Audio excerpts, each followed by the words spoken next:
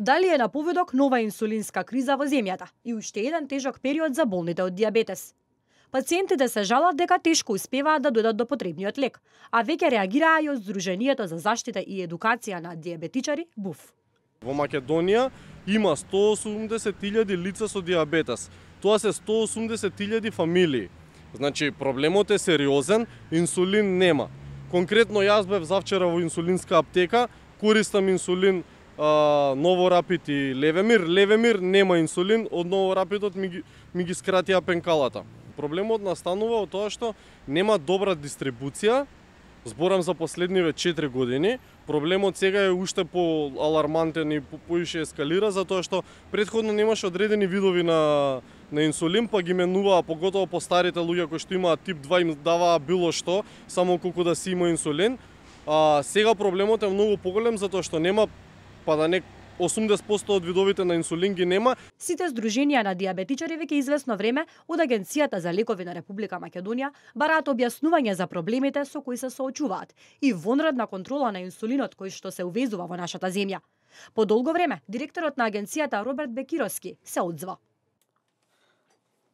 Токму оваа вонредна контрола на инсулините од страна на Малмет била причината или оправдувањето зашто имаме полумесечна криза за инсулин во држава во која 40.000 лица се инсулин зависни. Асоцијацијата за детски диабет на Македонија Баланс МК бара од Малмет детално и јавно да се произнесе по однос на резултатите од спроведената инспекцијска контрола, што ете беше причината заради која инсулинот не се дистрибуирал навремено по аптеките, тоест до пациентите.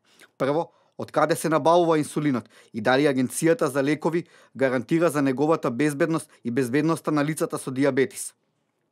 Второ, каде и како е испитуван инсулинот, имено согласно јавно публикуваните наоди на Малмет. Примероци од секоја серија беа испратени на испитување во акредитирана лабораторија во Институтот за јавно здравје. Во текот на вчерашниот ден, по добивање на резултатите од испитувањата беше изготвено решение за пуштање во промет на испитуваните серии инсулин.